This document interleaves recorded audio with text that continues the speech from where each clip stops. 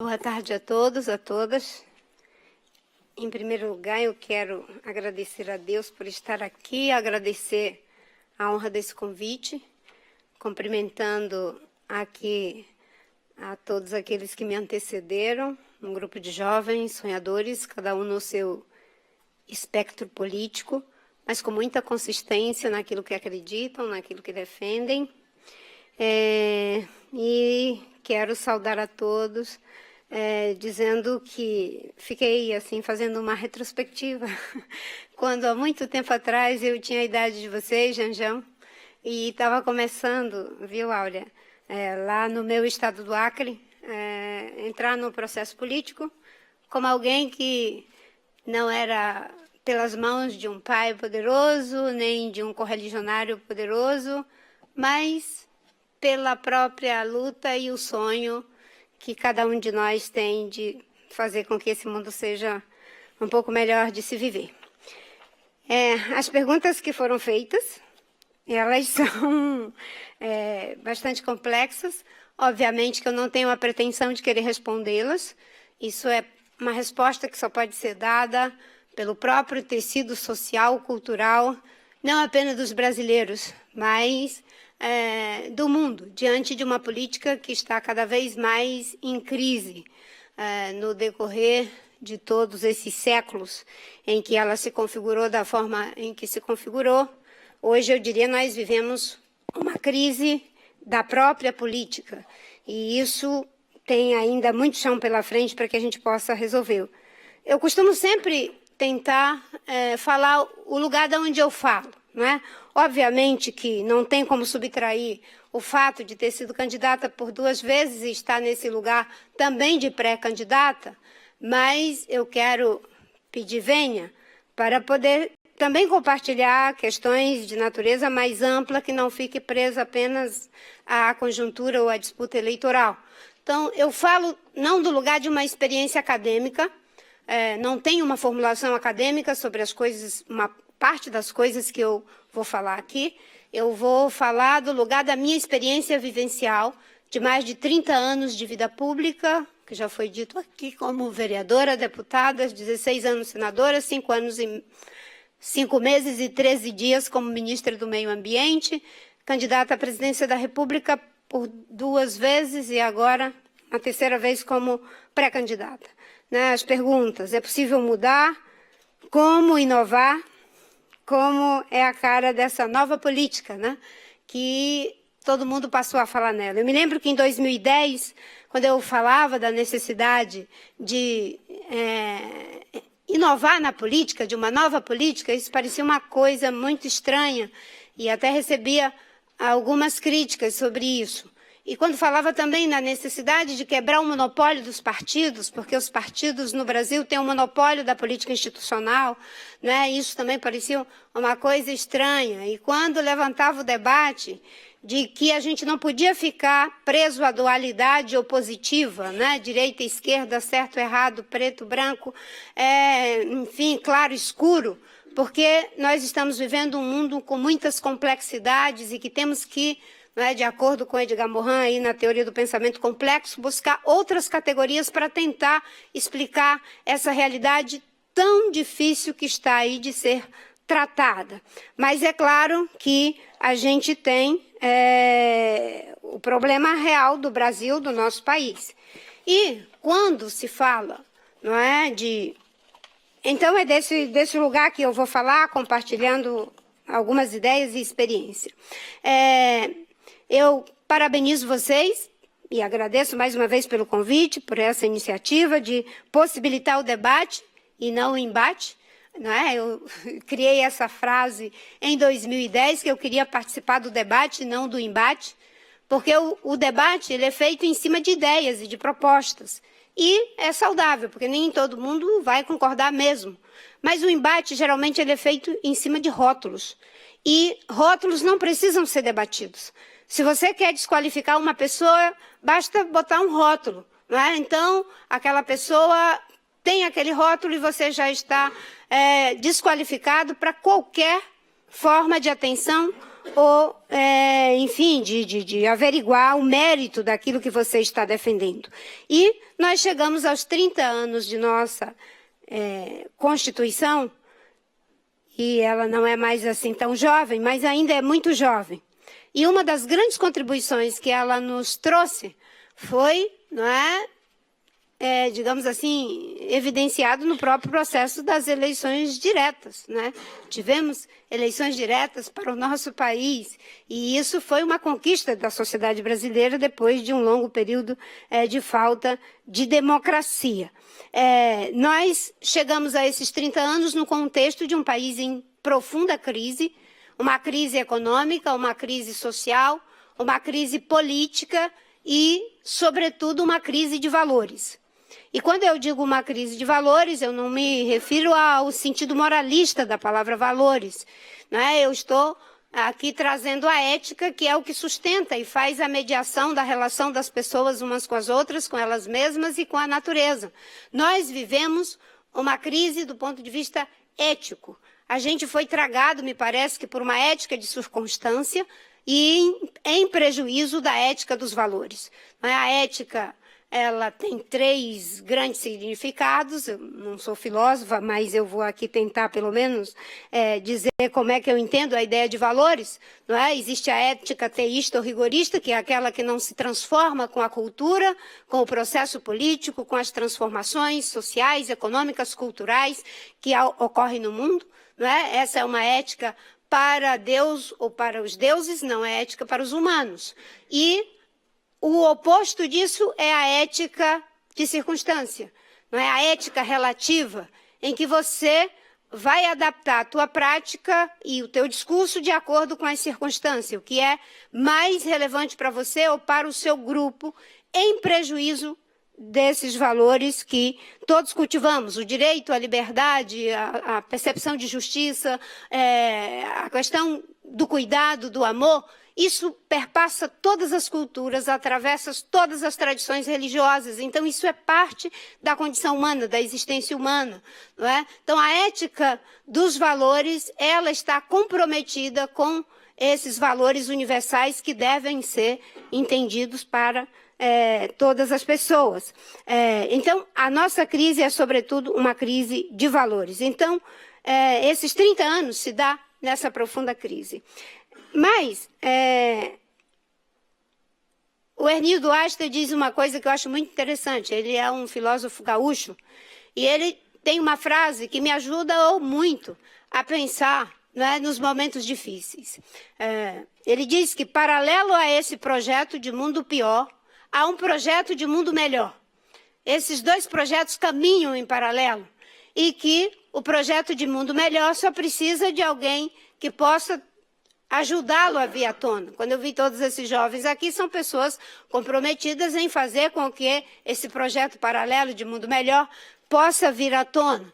Não é? A Nádia Bossa, uma outra, hoje eu estou assim com os gaúchos, né? Uma psicopedagoga gaúcha, também diz, não é, que a realidade responde na língua em que é perguntada.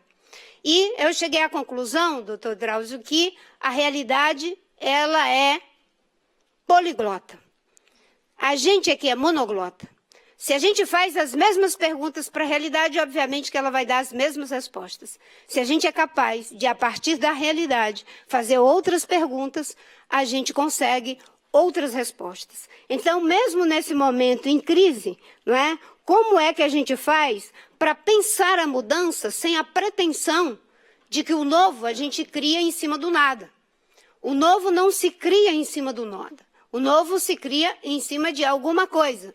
Todo organismo, para existir, ele precisa preservar algo. Isso a biologia ensina.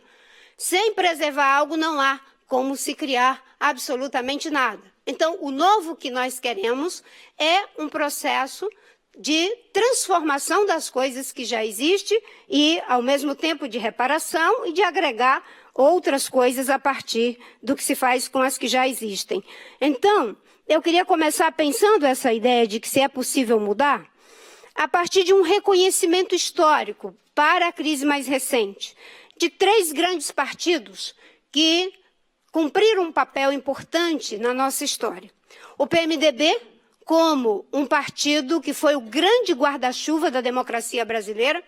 Quem, durante um tempo, não se escondeu durante esse grande guarda-chuva, principalmente aqueles que estavam na clandestinidade, que não tinham por onde ter uma expressão política. E ali era feita a grande resistência. E, obviamente, que eu vou colocá-lo aqui como um símbolo, e como é um símbolo positivo, eu quero chamar uma figura que me é muito cara, que é o senador Pedro Simão, que é do PMDB. O Partido dos Trabalhadores, que foi um partido que ajudou a atualizar a política, um partido da social-democracia de cunho popular e com uma parte da intelectualidade que faz com que se tenha um processo de inclusão política para pessoas que jamais teriam participação na política e que consegue, não é, ter como símbolo, inclusive, dessa sua contribuição, programas como o Bolsa Família, que tirou quase 40 milhões de pessoas da extrema pobreza.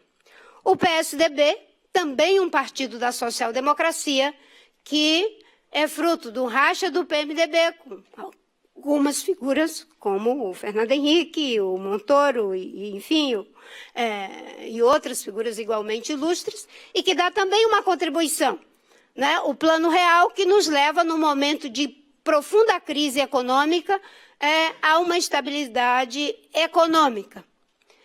Se a gente pensar na história como algo que não tem uma perspectiva niilista das coisas e de que o novo não se cria em cima do novo, o que nós queremos do nada, o que nós queremos preservar?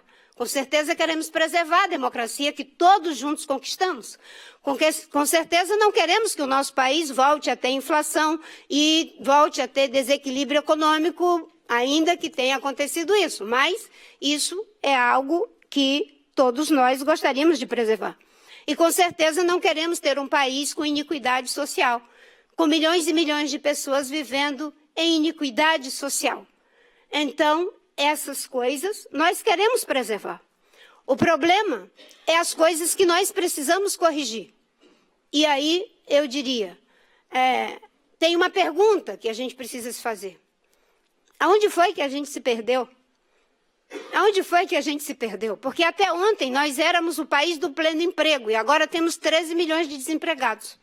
Até ontem nós éramos o país que nos orgulhávamos de ter tirado 40 milhões de pessoas da extrema pobreza.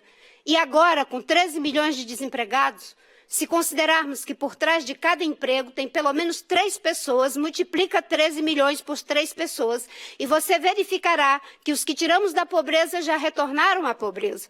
Até ontem nós éramos a 8ª economia do mundo e agora acho que nós somos a 9ª economia do mundo. Estamos vivendo uma situação que fica difícil até para a gente explicar quando a gente vai em outro país como é que as coisas andaram para trás de uma forma tão rápida e tão difícil. Aonde foi que nós nos perdemos? E essa não é uma resposta que consegue ser dada, não é, apenas por um partido, por uma liderança política, por um grupo que tenha o monopólio do conhecimento e da verdade. Essa é uma resposta que a gente consegue encontrar em debate como esses e em outros espaços. Eu acredito profundamente em quem disse que a verdade não está com nenhum de nós. A verdade, ela está entre nós. E é nesse debate entre nós que a gente pode progressivamente ir alcançando verdades para que elas sejam novamente questionadas. Isso é a ciência. Isso é o conhecimento. Né? Eu aprendi isso muito depois, porque eu fui analfabeta até os 16 anos, fiz Mobral supletivo de 1º e 2º grau, e se tivesse uma faculdade supletiva teria feito também, não é? Mas eu, que era analfabeta até os 16 anos, era PhD em saber narrativo, em saber das populações tradicionais, certo? E eu sei que o conhecimento é algo muito importante, seja ele o conhecimento milenar das populações tradicionais, seja ele o conhecimento da academia, é muito importante para que a gente possa encontrar essa verdade que é parcial. Então, se eu fizer um exercício aqui, para todos nós, não é? Independente do lugar em que a gente se situa, politicamente, eleitoralmente, ou na nossa própria vida, né? Se nós queremos essa mudança, das perguntas que foram feitas, qual é o ideal que vai orientar essa mudança? A mudança não acontece assim, porque a gente simplesmente quer mudar. As grandes mudanças, elas são plasmadas por grandes ideais. E se não são plasmadas por grandes ideais, logo não serão grandes mudanças. E eu tenho um exemplo muito bom, deputado Ferraço, e tenho a honra de ter aqui o ministro Barroso, o Drauzio Varela, e vocês, né? Para mim é motivo de orgulho, juntamente com todos vocês, obviamente. A generosidade de vocês terem acompanhado o debate todo. Eu acompanhei, em parte, pela internet e muitos dos debates. Bem, há uma experiência da humanidade, um grande empreendimento de transformação que foi feito no mundo. A substituição das monarquias pelas democracias. Se alguém chegasse, vamos fazer uma captação de recursos para tirar a população de 1 bilhão de seres humanos para 7 bilhões de seres humanos.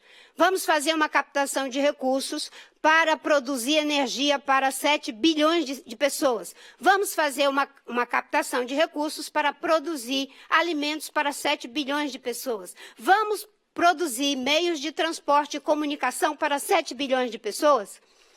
Ninguém nunca ia apostar nesse investimento. Porque naquela época, na crise do feudalismo, quem ia acreditar numa coisa dessa? No entanto, 3 palavras, igualdade, liberdade, fraternidade, moveram o mundo e nós saímos de 1 bilhão de pessoas para 7 bilhões de pessoas. Nós saímos de um mundo em que a escolha do representante político era por laço de consanguinidade para a escolha direta do voto, pelo menos nas democracias ocidentais. E a realidade é esse mundo, esse império que nós temos hoje. Isso tem a ver com grandes ideais. E a pergunta que eu faço, se nós queremos mudar, humildemente, o Brasil, e com isso a gente dá a nossa contribuição, não é? Porque hoje liderar não é pelo discurso, eu concordo com todos que falaram aqui, é pelo exemplo. Falta 10 minutos. Se nós queremos mudar, eu tenho 4 características que me fazem falar pouco. Eu sou mulher, eu sou latino-americana, eu sou professora, eu sou política. Qual seria o ideal? Eu proponho um exercício, certo? Nós queremos ser um país economicamente próspero? Claro. Não há como ter emprego, como ter renda, vida digna, sem prosperidade. Nós queremos ser um país socialmente justo? Queremos. Não há como existir pessoas que vivem em situação de iniquidade, sem saúde, sem educação, sem respeito, sem visibilidade, sem absolutamente nada. Nós queremos ser um país culturalmente diverso? Claro que queremos. O Brasil é um país que ainda tem 280 povos que falam 120 línguas. A gente pensa que a gente só fala o português. Nós ainda temos 28 povos que nunca foram contactados por um branco. Tem gente que acha que a nossa maior riqueza é o pré-sal. Nossa maior riqueza é ter uma diversidade fantástica em termos culturais que nos permite, em pleno século XXI, ter 28 povos que nunca foram contactados por um branco. Essa é a nossa maior riqueza. Nós somos uma cápsula, certo? No futuro e agora. Nós queremos ser um país ambientalmente sustentável? Claro que queremos.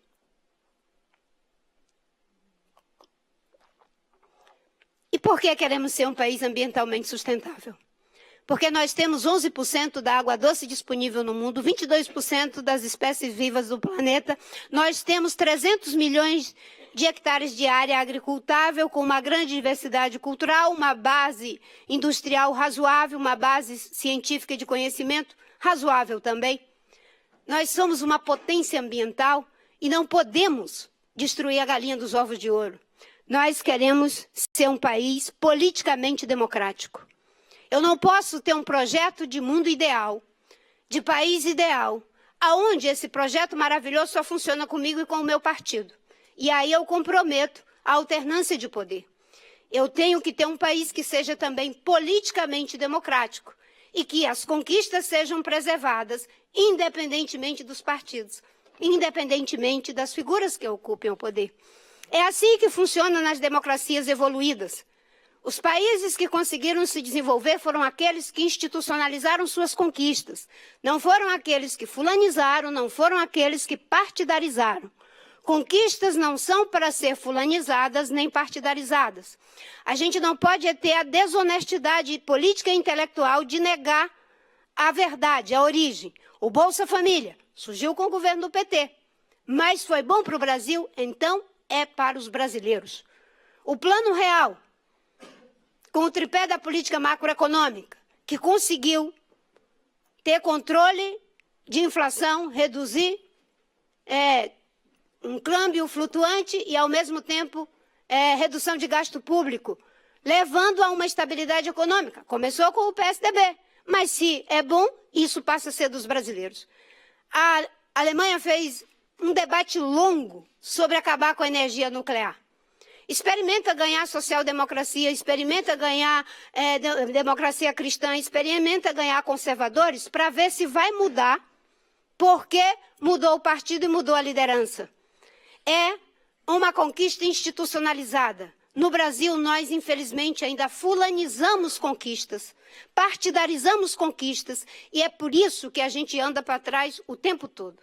Então, quando eu penso em mudar, desde 2010, o que eu venho dizendo é o seguinte: conquistas, vamos preservar, institucionalizar, transformá-las em direitos.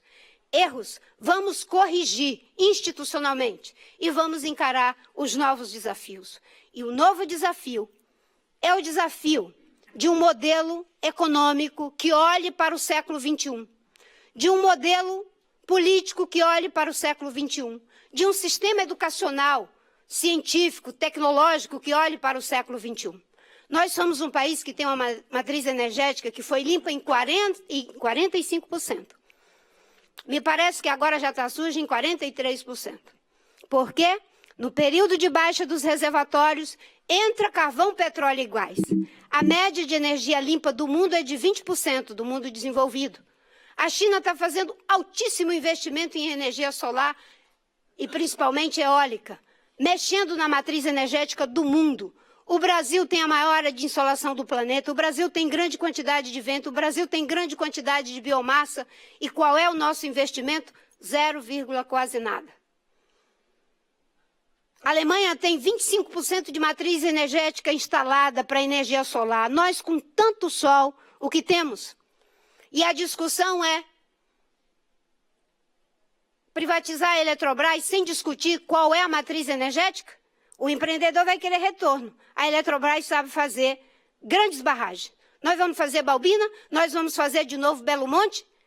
Ou nós vamos ser transparentes com o empreendedor e dizer a matriz energética brasileira está indo para essa direção? Que é a direção que o mundo está indo. É um espaço carbono de 30 anos. Mas esse debate não é feito pelos partidos, porque os partidos deixaram de ser prospectivos. Abriram mão de visão de nação por eleição. Abriram mão de projeto de país por projeto de poder. E quando eu falo isso, eu não estou me isentando. E o Partido Novo que eu estou criando, que é a Rede Sustentabilidade, não é a dona da verdade, é um partido pequeno, tem 3 anos, é um partido movimento, é uma experimentação como vários lugares do mundo estão fazendo, na busca de ressignificar a política, de encontrar novos mecanismos, novos operadores para a política. Porque está surgindo um novo sujeito político no mundo. Esse novo sujeito político é uma questão de tempo, ele vai se configurar numa outra frequência. Um novo ativismo. Não é mais o ativismo dirigido pelo partido, pelo sindicato, pela ONG, pela comunidade de base ou pelo líder carismático. E olha que eu falo com um pouco de tranquilidade, porque eu acho que eu tenho, apesar de não parecer para muitos, um certo carisma. Tá vendo como eu tenho?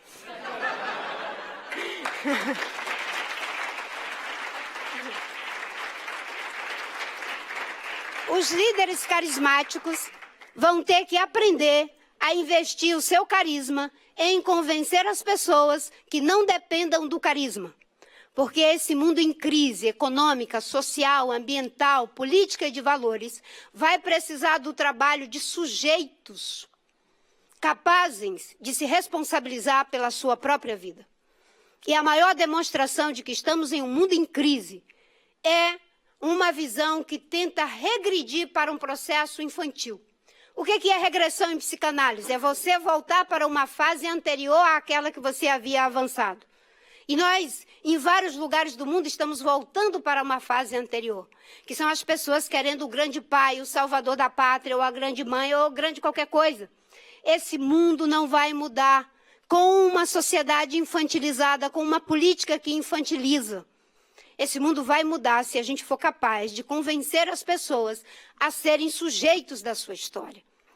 E é por isso que está surgindo um novo ativismo. Eu chamei isso de ativismo autoral. O que é o ativismo autoral? É o ativismo das pessoas. Quando aconteceram as manifestações no Chile, eu acompanhei. Na Espanha, acompanhei. No Canadá, acompanhei. No Egito, acompanhei. No Brasil, em 2013, acompanhei. Ativismo autoral. No Brasil, entramos em crise todos. Eu não entrei porque há muito tempo eu venho pensando nisso. Por que entrar é direita, é esquerda, quem é, cadê o carro de som, de quem é a bandeira, qual é o partido? Não sabia. É o ativismo das pessoas. E esse ativismo é uma demanda. 7 bilhões de seres humanos com uma tecnologia que é possível conectar pessoas, não todas estão conectadas, mas uma grande quantidade. E com isso elas deixaram de ser espectadoras da política, querem ser autoras, mobilizadoras, com mecanismos que lhes façam dividir a autoria das coisas, a realização das coisas, o reconhecimento das coisas. A minha geração, a do Drauzio e de tantos outros que estão aqui da velha guarda, a gente se mobilizava por um ideal que era quase vicário, era um sentimento de culpa. Se a gente não tivesse, parecia que a gente estava cometendo um pecado capital. Essa nova geração se mobiliza por causa, se mobiliza por princípio, mas também por uma experiência vivencial. Ele quer experienciar uma mudança dentro da empresa, dentro do governo, dentro da sua instituição de pesquisa, da sua comunidade, do seu grupo cultural. É completamente diferente.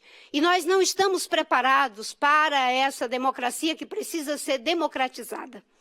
É preciso democratizar a democracia. E ela não conta com o operador correto para o tamanho dessa mudança. Quando eu penso mudar o Brasil, por trás de tudo isso tem uma concepção de que nós precisamos cuidar de onde a bola está. Precisamos de saúde, educação, de qualidade, segurança pública, infraestrutura, precisamos de agricultura que preserva o meio ambiente, precisamos de ciência, tecnologia e inovação. Mas temos que apontar isso na direção para onde a bola vai estar. E aonde a bola vai estar, a maioria dos partidos, dos políticos, não estão pensando. Porque a lógica é política de curto prazo para alongar o prazo dos políticos, em lugar de política de longo prazo no nosso curto prazo político. É uma corrida de 4x4. Quem entra tem que fazer a sua parte, mas saiba que aquilo não se completa na sua gestão. Vai ficar para o próximo. Eu fui ministra do Meio Ambiente e eu sei o que é fazer políticas de curto prazo, de longo prazo no seu curto prazo político e conseguir, com um plano de combate ao desmatamento, prender 725 pessoas, criar 24 milhões de hectares de unidade de conservação, fazer com que se vedasse o crédito para todos os ilegais e um plano que fez ordenamento territorial e fundiário e derrubou desmatamento em 80% durante 10 anos. 10 anos. Agora, o nosso ideal de ser um país economicamente próspero não tem como ser com 13 milhões de desempregados. Não tem como ser economicamente próximo, crescendo 1%, que os economistas dizem que é apenas uma recuperação cíclica, porque não é fruto de investimento. Não tem como ser economicamente próspero com uma indústria que hoje representa 11% do PIB, quando já foi em torno de 25% a 26%. Não tem como ser economicamente próspero quando a gente perde 30% da produção agrícola por falta de infraestrutura logística e de armazenamento. Não tem como ser socialmente justo com 60 mil pessoas sendo assassinadas, em que 30 mil são pessoas jovens, Áurea, negras e das comunidades pobres. Não tem como ser socialmente justo com a violência aumentando em relação aos índios, comunidades quilombolas. E eu poderia ter inúmeros exemplos. Não tem como ser um país ambientalmente sustentável, onde se mudou o Código Florestal para legalizar 40 milhões de hectares de área grilada em terra pública. Não tem como ser ambientalmente sustentável quando se muda o Código Florestal para permitir invadir manguezais, para diminuir reserva legal, para diminuir área de preservação permanente, e o desmatamento volta a crescer 37% de 2012 para cá, em plena recessão. Durante a minha gestão, o desmatamento caiu, e caiu o país crescendo 5,4% ao ano. Quando vinham as barreiras não tarifárias para os nossos produtos, não tinha argumento que sustentasse, porque eu ia para a discussão e mostrava a agricultura subindo e o desmatamento caindo. Agora, em plena recessão, o desmatamento aumentando. E eu diria, não tem como ser culturalmente diverso um país em que os negros estão privados de saúde, educação, moradia digna de qualidade, de acesso a equipamentos culturais e meios para desenvolver-se, porque não existe igualdade de oportunidade. E, para concluir, eu queria dizer o seguinte, eu vou dizendo para concluir toda vez que eu vejo os minutos ali. Não tem como ser um país politicamente democrático quando a gente substitui projeto de país por projeto de poder, rumo de nação por projeto de eleição. Não tem como ser um país politicamente democrático aonde os compromissos são pragmáticos. As alianças são pragmáticas, não são programáticas. O que vale é o tempo de televisão, a quantidade de dinheiro e a quantidade de base.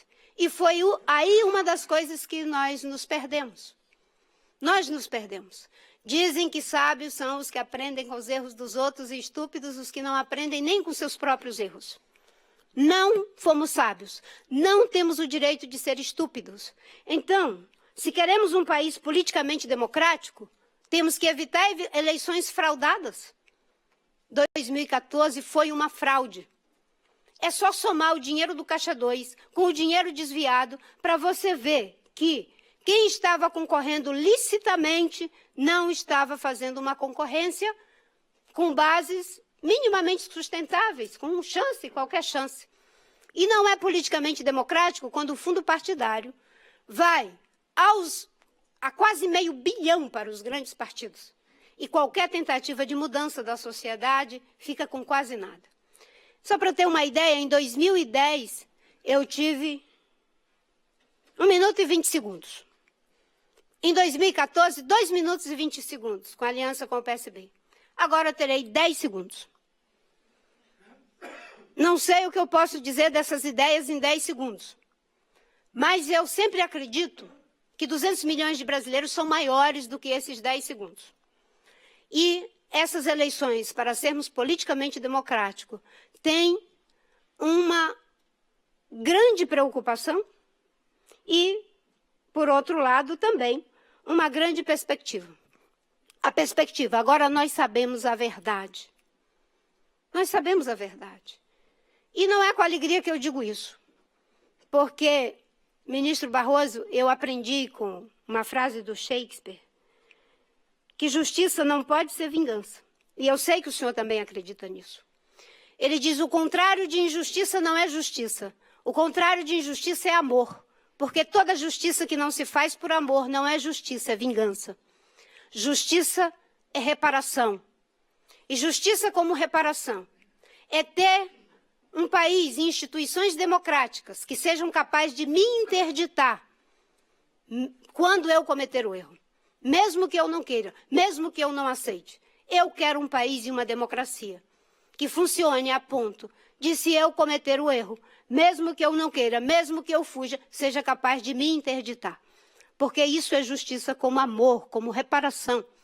E aí não podemos ter 2 pesos e 2 medidas. Eu não posso ser tragada pela lógica do rouba mais faz, do rouba mais é de esquerda, do rouba mais faz reformas, do rouba mais é meu amigo. Isso me dói? Me dói. Eu não fico feliz com isso, mas nós não podemos ter 2 pesos e 2 medidas. E, no caso do Brasil, estamos com 2 pesos e 2 medidas por causa do foro privilegiado, que foi parcialmente reparado agora, mas os empresários e políticos que não têm prerrogativa de foro estão sendo entregues. Os que têm, são quase 200 investigados, fora os que estão no Palácio. Então, nós temos que combinar a prisão em segunda instância com o fim do foro privilegiado. E num país civilizado, a gente não tripudia dos presos. Não é civilizado quem fica tripudiando de quem já está cumprindo a sua pena. Num país civilizado, a gente se volta para as impunidades. Em relação ao assassinato da Marielle, em relação aos corruptos que estão escondidos atrás do foro privilegiado. Outras questões a gente pode discutir nas perguntas e eu me coloco à disposição. Mas eu acredito que, paralelo a esse Brasil pior, há um projeto de Brasil melhor. Mas, para isso, a gente vai precisar acreditar no povo e fazer a mudança. E o povo brasileiro nos surpreende. As melhores propostas veio da sociedade. O Sistema Único de Saúde, médicos, sanitaristas, pessoas responsáveis foram os grandes inspiradores.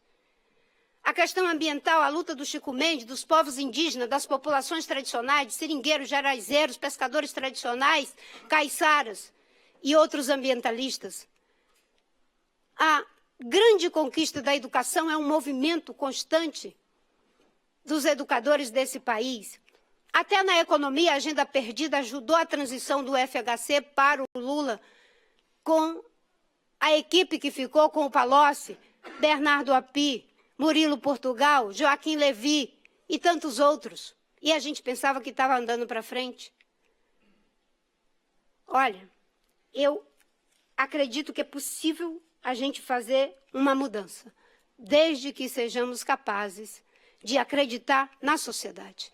E essa mudança agora quem vai fazer é a sociedade brasileira. Se ela for capaz de colocar uma derrota sobre as estruturas, será vitoriosa a postura. Porque não tem como fazer campanhas milionárias. Quando a gente soma o fundo partidário e o fundo eleitoral dos grandes partidos, dá quase $500 milhões para suas campanhas. Num país em que se tira esse dinheiro da saúde, da educação, da segurança pública. Então, a sociedade brasileira precisa fazer com que a postura derrote a estrutura. E assim nós poderemos fazer reforma política, reforma tributária, não para aumentar impostos, mas não tem como deixar de manter os que já existem, em cima de princípios que eu posso falar quais são os que eu acredito. Reforma da Previdência não para que se tenha que contribuir 49 anos para fazer juiz à aposentadoria integral, mas para que a gente possa discutir a reestruturação produtiva. Reforma política para acabar com a reeleição, para que parlamentares tenham apenas 2 mandatos, para que se tenha transparência, para que se instala um novo presidencialismo que não é mais de coalizão, mas de proposição, com base em programa. E eu me calo por aqui.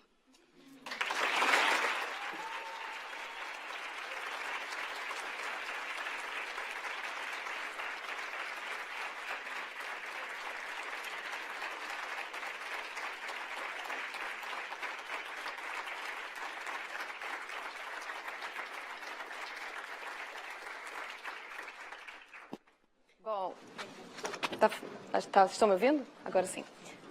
Embora seja um pouquinho mais do que os 10 segundos, a gente gostaria de dar muito mais, mas eu acho que a gente tem que abrir para as perguntas e vamos ver como que a gente faz com relação ao tempo. Qualquer coisa a gente ainda vai poder dar mais um tempo para a Marina fazer as considerações finais. Então, por favor, levantem a mão e a gente vai selecionar as perguntas. Ali já tem uma. Felipe? Tem uma. Ah, perfeito. Pode fazer? Marina, primeiramente, muito obrigado pela presença aqui. E a pergunta que eu quero fazer para você é bem semelhante à que eu fiz para os debatedores da mesa anterior, que é o seguinte: como é que a gente consegue superar esse ciclo vicioso da corrupção eleitoral, né, e principalmente com relação à criação de espaços para essa discussão da nova política, da nova democracia que a gente tanto precisa? E acoplado a isso, qual você acha que é o papel dos novos movimentos de renovação política, não só nessa criação de espaços, mas também na subversão dessas estruturas, né, patriarcais, oligárquicas e não inclusivas que a gente tem no Brasil hoje? Vamos fazer em 3, podemos? Podemos. Mas tem uma aqui, ó. Aqui. Obrigada. Obrigada, Marina. Você é a favor da privatização da Eletrobras?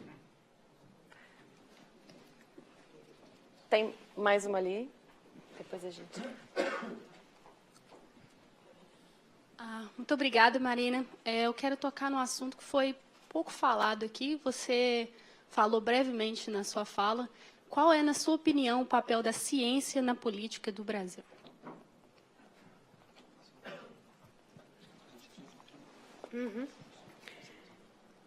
Bem,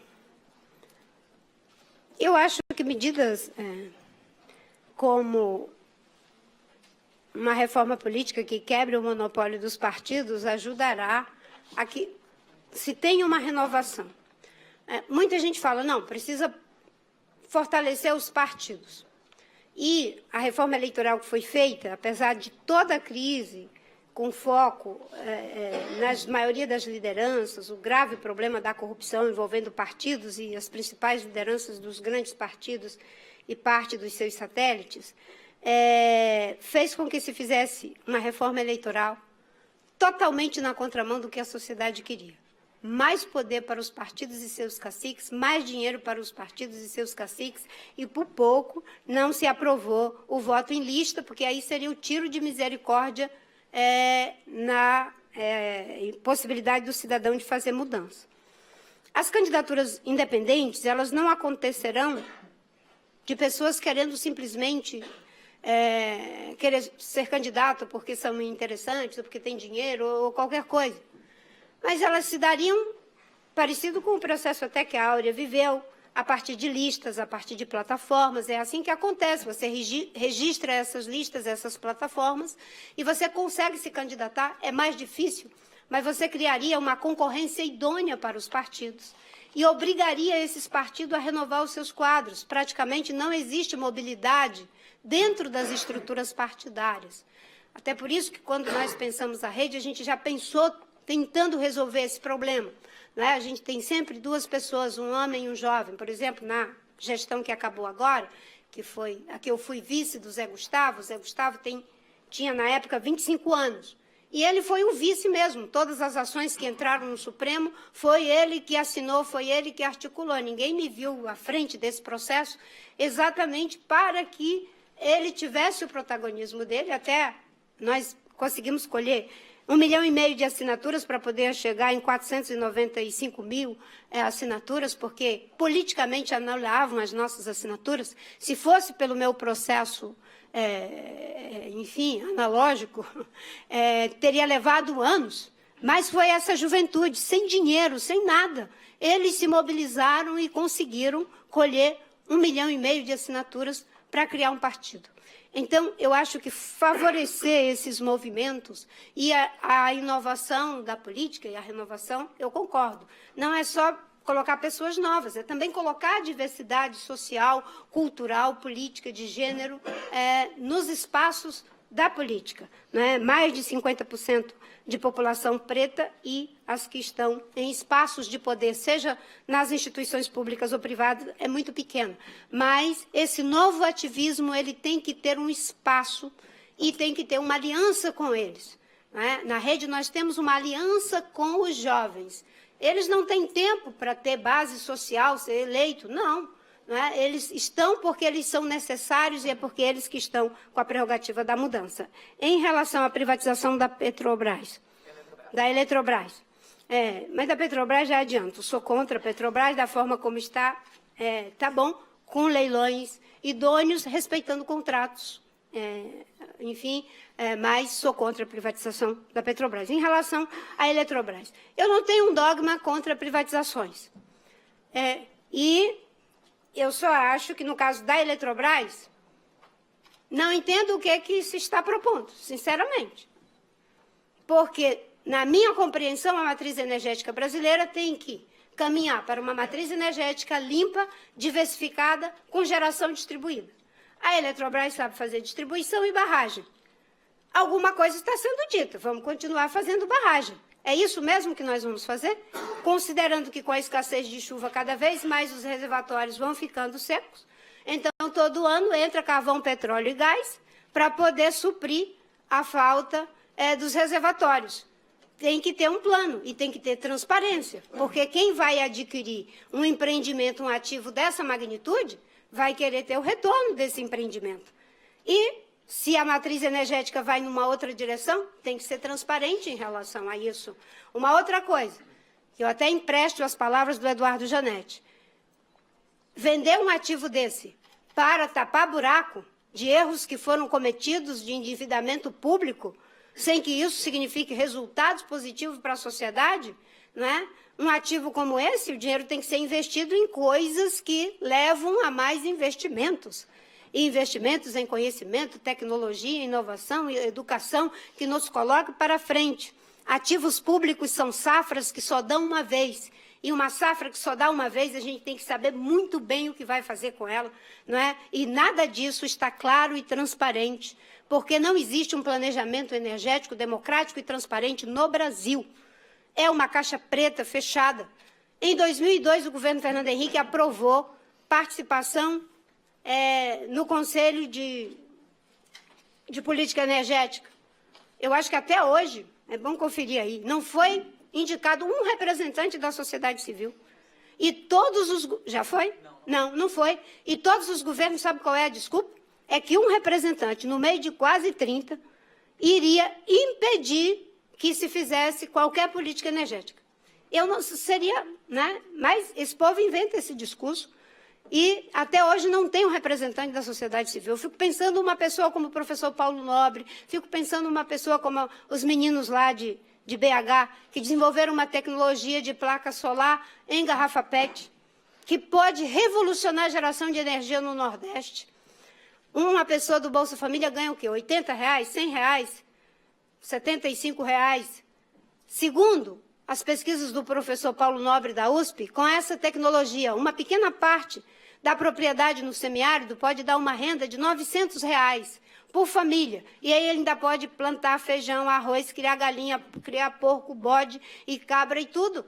Gente, é uma revolução e produz energia. É um novo ciclo de prosperidade. Agora, vai pensar num ciclo de prosperidade com toda essa inovação? Com um Conselho de Política Energética que tinha até um dia desse o ministro Lobão presidindo. O papel da ciência. O papel da ciência... Esse mundo que se descortina é um mundo em que a ciência tem um lugar privilegiado. E aí a ideia de ciência e de conhecimento científico precisa também ser alargado. Esse mundo complexo em crise vai precisar cada vez mais de juntar o saber dos postulados de certo ou errado da ciência moderna, da experimentação empírica com postulados denotativos da ciência moderna, com o saber narrativo das populações tradicionais. Essas populações, elas têm um conhecimento milenar associado a recursos naturais que precisa ser integrado ao saber científico, porque, do contrário, a gente não consegue dar as respostas para o mundo que a gente está vivendo. Essa mesma fábrica desses jovens que desenvolveram essa placa solar, eles têm um funcionário que é muito interessante. Ele é um músico. E aí eu perguntei, mas qual é o papel do músico aqui, nas máquinas, né? E eu digo, será que é um violinozinho, assim, para as máquinas, né? Aí eu perguntei, qual é o papel, né? Eu estou caricaturando. Eu imaginei que tinha algum mistério ali. Ele disse, é ouvir as máquinas. Porque ele tem um ouvido tão acurado pela música que quando a máquina começa a ter um barulhinho diferente, ele já percebe o barulhinho diferente. E, imediatamente, os técnicos vão fazer um diagnóstico naquela máquina. E, com isso, a gente evita o equipamento se estragar, porque quando a gente escuta já está fazendo blu, blu, blu, certo? E você tem uma redução de custo enorme com uma pessoa que é músico. Então, a ciência vai ter que, cada vez mais, dialogar com outros saberes. E, obviamente, que dialogar com outros saberes, com outros fazeres. Eu conheço pessoas que não entram na floresta amazônica, geógrafos, principalmente, que demunham bastante o território, sem o mateiro. Só que os mateiros estão em extinção. Porque é um saber milenar, que você não aprende, você aprende de família, na tradição de milhares de anos. E esse saber é produzido também no território. Por isso que quando nós destruímos floresta, nós estamos destruindo também ciência. Nós vamos precisar cada vez mais avançar em aumento de produção por ganho de produtividade. No Brasil, nós ainda produzimos uma cabeça de gado por hectare. A Holanda é o segundo maior produtor agrícola do mundo. E olha que não tem quase terra. O Brasil poderia, não precisava nem ser intensiva, semi-intensiva. Nós dobraríamos a nossa produção sem precisar derrubar mais um pé de mato. É só implementar o que já existe na Embrapa. Os sistemas agro-silvio-pastoril, agricultura de baixo carbono, o programa ABC, várias tecnologias que estão disponíveis que precisam ganhar escala. A ciência vai nos ajudar a dar as respostas para esse mundo que cada vez mais está ficando complexo. E, obviamente, que ela não conseguirá alcançar todos os problemas. Não é? Ela vai estar sempre atrás dos problemas que a gente cria, mas ela é fundamental. Bom, a gente vai para mais algumas perguntas, então. Tem uma no fundo. Já. Oi, Marina. Eu queria saber, você mencionou reforma política. Qualquer reforma política tem um impasse natural, que é as pessoas que têm o poder de fazer uma reforma política são as mesmas que são beneficiadas pelas regras atuais do sistema. Qual seria concretamente a sua estratégia para romper esse impasse? E se você acredita que a justiça poderia ser um caminho para isso? Tem mais uma aqui também, por favor.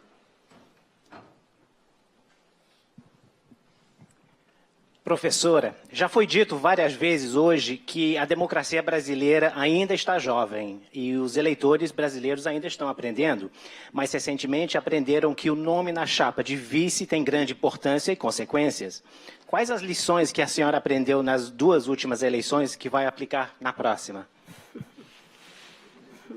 Mais alguém? Tem Ok? mais uma aqui. Mais um. Ou quer fazer uma Não, próxima? não, pode ir. Então vamos 3. ver. Boa noite, Marina, tudo bem?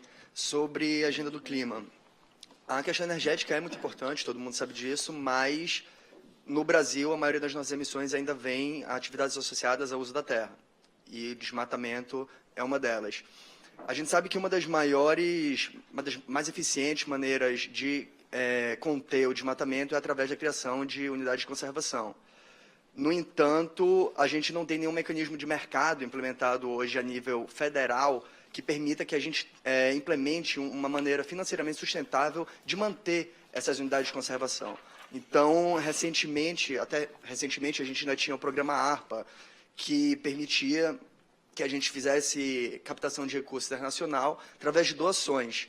Só que o que acontece? Como eu falei, a gente não tem nenhuma maneira financeiramente sustentável, um mecanismo de mercado, no nível federal. No nível estadual, todos os estados da Amazônia Legal já mandaram oficialmente cartas para o governo federal pedindo para que haja uma legislação federal permitindo o RED e a geração de créditos de carbono através de conservação florestal.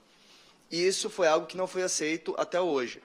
Na administração passada da ministra Isabela Teixeira, ela era literalmente contra o mecanismo de mercado. Houve uma expectativa muito grande quando teve a transição para o ministro José Sarney Filho agora, também, até agora, não houve um posicionamento efetivo sobre isso. Então, a minha pergunta é, o que a gente deve esperar sobre a aceitação de um possível governo Marina para os mecanismos de mercado, a fim de possibilitar a captação de recursos para a conservação das nossas florestas? Obrigado. É nossa democracia jovem com as lições aprendidas. Bem, acho que essa questão de que a gente precisa ter composições programáticas. Não pode ser apenas uma equação para ganhar a eleição. Hoje eu vejo, não é, que eu sempre dizia, né, que o melhor caminho para o Brasil era ter cassado a chapa Dilma Temer e convocar novas eleições, porque os dois praticaram juntos o que aconteceu no Brasil. Mas, infelizmente, isso não prosperou no TSE, e nós temos uma situação que ficou exatamente aonde está. Né? O vice não é uma pessoa eleita, quem elege o vice é o presidente da República. E acho que uma lição é: a forma como se ganha determina a forma como se governa ou não se governa. Uma outra coisa importante nessa ideia de que a forma como se ganha determina a forma como se governa é que, num país de 200 milhões de habitantes, e eu gostei muito do debate aqui, porque todas as pessoas falaram muito de que não é uma questão da pessoa, é uma questão do programa. E talvez essa seja uma lição que a gente esteja aprendendo. Em 2010, em 2014, eu apresentei um programa, fui crucificada porque tinha um programa. Mas as duas candidaturas que foram para o segundo turno não tinham um programa. O PSDB só teve um programa na última semana do primeiro turno, e não era nem o programa completo, e apresentou depois, já no segundo turno. E a presidente Dilma não apresentou um programa nem no segundo turno. São apenas as diretrizes programáticas, que são aquelas diretrizes que são obrigatórias por lei para você registrar a candidatura. E um país com 200 milhões de habitantes não pode dar um cheque em branco para ninguém. Por quê? Uma das coisas que nos levou a essa situação é você ganhar com um discurso do marqueteiro e fazer outra coisa completamente diferente após ganhar. O programa precisa ser legitimado durante o processo eleitoral. E é assim que você ganha com condições de implementar o programa. Pelo menos é o que se espera. Então, isso também é uma lição aprendida. Uma outra lição aprendida de 2014 é não subestimar as estruturas que dominam o poder. Pelo menos ter a consciência, né? Porque em 2010 eu participei do processo e foi uma eleição razoavelmente civilizada, mas em 2014 nós extrapolamos qualquer limite da ética. Eu tenho um compromisso que eu assinei em 2010, 2014, e já fiz agora em 2018, de não participar de qualquer processo de desconstrução de nenhuma candidatura. Então, toda vez que vinha aquelas coisas da presidente Dilma dizendo que, como ela tinha participado, como ela mesmo disse, da luta de resistência, né, e de que ela seria uma pessoa que, enfim, era guerrilheira, aquelas coisas lá que falavam, aquelas loucuras todas, a nossa equipe orientava imediatamente: isso nenhum de nós vai compartilhar. Quando vinham aquelas coisas de juventude, de Aécio, não sei o quê, isso a nossa militância não pode compartilhar. O Plínio de Arruda Sampaio dizia que eu tinha síndrome de Poliana. Mas eu acredito muito que a forma como se ganha determina a forma como se governa. Se você ganha mentindo, você vai governar mentindo. Se você ganha roubando, vai governar roubando. Se você ganha com violência, vai governar com violência.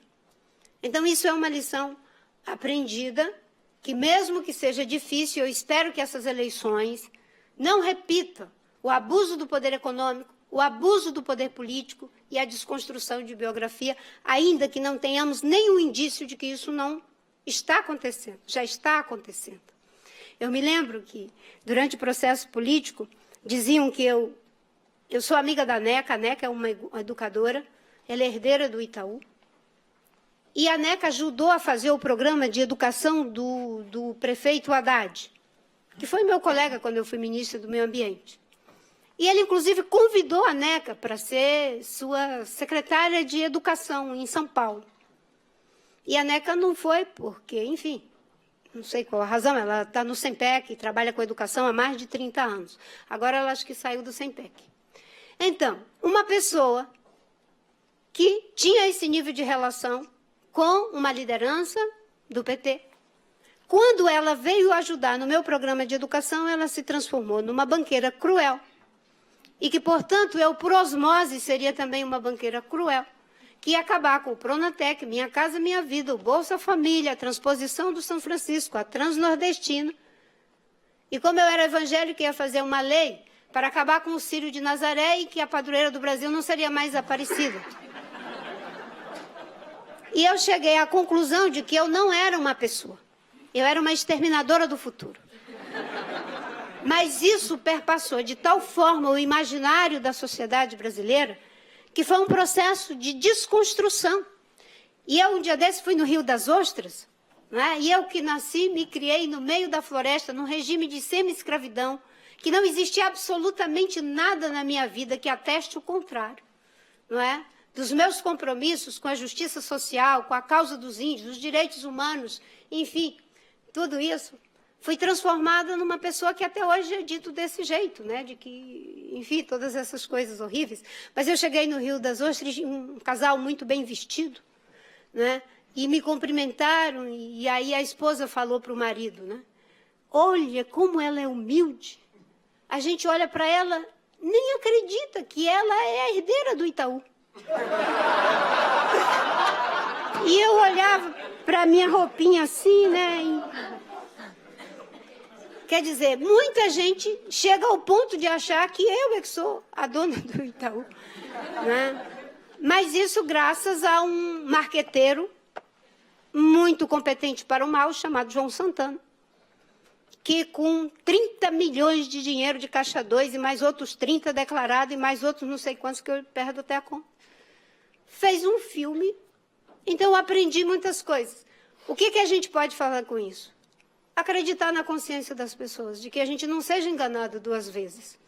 E eu literalmente entrei nessa campanha para fazer uma campanha franciscana, sabe? Porque com 10 segundos de televisão, com, sei lá, 5%, 1%, faz aí as contas, Marcelo, dos orçamentos milionários que eles têm, é uma luta de Davi contra Golias. Mas nunca foi tão necessário ser uma outra proposta. E quando diz, Marina, você vai governar como? Você não tem base, só tem 3 deputados, um senador. Eu digo, gente, vocês não têm que perguntar para mim como é que eu vou governar com 1 deputado e 3 senadores. Vocês têm que perguntar é para quem tinha 300 parlamentares e não governou. Quem tem 400 e não entrega as reformas que disse que ia entregar. Eu, se ganhar, vou governar com os melhores. Os melhores do PT, do PMDB, do PSDB, do PSOL, dos empresários, dos trabalhadores, da academia, dos movimentos sociais. Porque será um governo de transição, porque eu não defendo reeleição. Primeiro por convicção e depois porque eu não consigo ser tão altruísta assim. Não consigo. Não se pode pedir para uma pessoa que fique por mais de 4 anos na presidência da República. Vou defender de 5 o mandato, acabar com a reeleição, mas para eles, para quem vai vir depois de mim, certo? Porque quem vai lá para servir, política é serviço e juventude, política é serviço. Pode ser serviço de uma causa macro, de uma causa micro. Eu pensei que ia me dedicar a índio, meio ambiente, desenvolvimento sistêmico o resto da vida. Agora eu tenho que ficar, né, trabalhando com o André Lara Rezende, com o Janete, com um bocado de gente para discutir economia com todo mundo. Porque eu acredito que o Brasil pode mudar. O Brasil reúne as melhores condições no século XXI. Nós somos gigantes pela própria natureza, mas agora é o momento de nos tornar gigantes pela natureza das decisões que nós tomarmos. E é preciso de um espaço de transição para botar em campo quem está no banco de reserva. Eu tenho orgulho de ter o Pedro Simon ajudando a coordenar a minha campanha, e ele é do PMDB. E ele não precisa dizer que não é do PMDB, não, porque ele é uma prova científica de que pessoas boas têm em todos os partidos.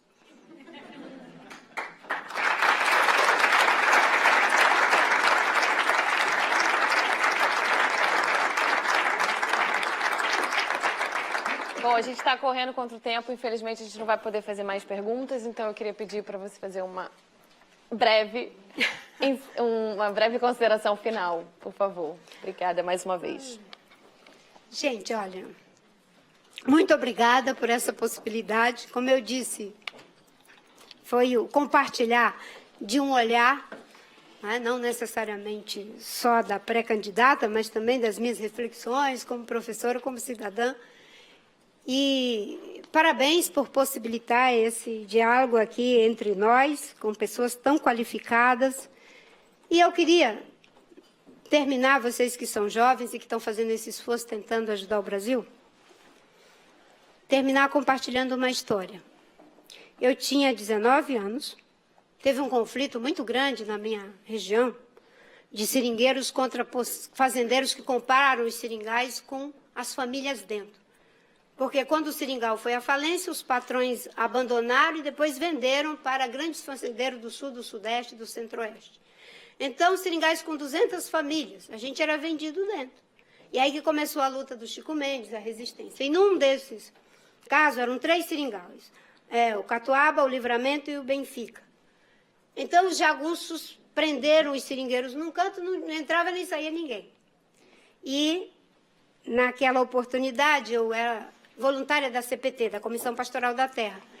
E eu me dispus a levar alimentos para os seringueiros, junto com uma outra menina que tinha 17 anos, a Selma. A gente botava os alimentos, né, o sal, as coisas que eles não produziam. E o leite para as crianças, porque seringueiro não pode criar gado, que era proibido pelos patrões. Então, levava o leite ninho e essas coisas que não se produziam na floresta. E a gente ia na canoinha, os jagunços não davam a mínima para nós. Cada 15 dias a gente passava com a canoinha, voltava, de boa. Né? Eu só sei que depois de alguns meses, a CONTAG, junto com a Comissão Pastoral da Terra, o trabalho do bispo, ganhamos o conflito. Passaram-se alguns anos, eu já tinha uns 25 para 26 anos, numa reunião das pastorais, todo mundo assim, né? E o ego da gente é uma coisa terrível. A gente adora ser elogiado e consegue fazer armadilhas que parece que não é. E aí eu, travestida de profunda humildade, falei para o bispo: mas, Dom Moacir, como é que o senhor, um homem tão sábio, tão inteligente, manda eu e a Selma, 2 meninas magrinhas, fraquinhas, para o olho do furacão com aqueles jagunços armados até os dentes? Claro que eu queria que ele dissesse que nós éramos muito inteligentes, muito corajosas, muito tudo, enfim, verdadeiras salvadoras da pátria, né? E ele mal olhou assim, fez assim: ah, minha filha, quem não tem que mandar, manda qualquer um. E naquele dia eu aprendi que qualquer um pode fazer muita coisa. E daquele dia em diante, eu sou assim, é qualquer um. Certo? É para ir fazer uma campanha com 10 segundos de televisão, qualquer um está aqui mesmo. Certo? E eu acho que é isso que vai fazer a mudança, é isso que vai fazer com que a política não seja a violência que é, a polarização que é, o respeito. A gente não precisa ser inimigo. Eu tenho saudade de 2010, quando, antes do debate, eu passava lá no camarim do Serra, cumprimentava, da Dilma cumprimentava, do Plínio cumprimentava, depois ia para o meu lá, certo? Gente, hoje a gente não consegue mais debater, nem no bar, Deus o livre, na mesa, na igreja não dá mais, no Supremo é mais difícil, e assim por diante. E se puxar assunto de política na equipe médica, doutor Drauzio, pode ter certeza que vai ter problema com a pessoa que o senhor vai estar operando.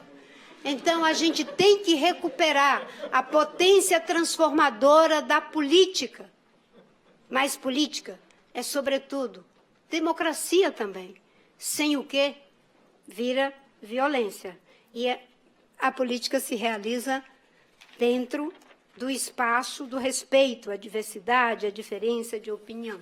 É nisso que eu acredito e concordo com os jovens. Isso não é um discurso. Tem que ser uma prática. Né? E a prática é você, às vezes, ter que sofrer, preferir sofrer a injustiça do que praticar a injustiça. Muito obrigada.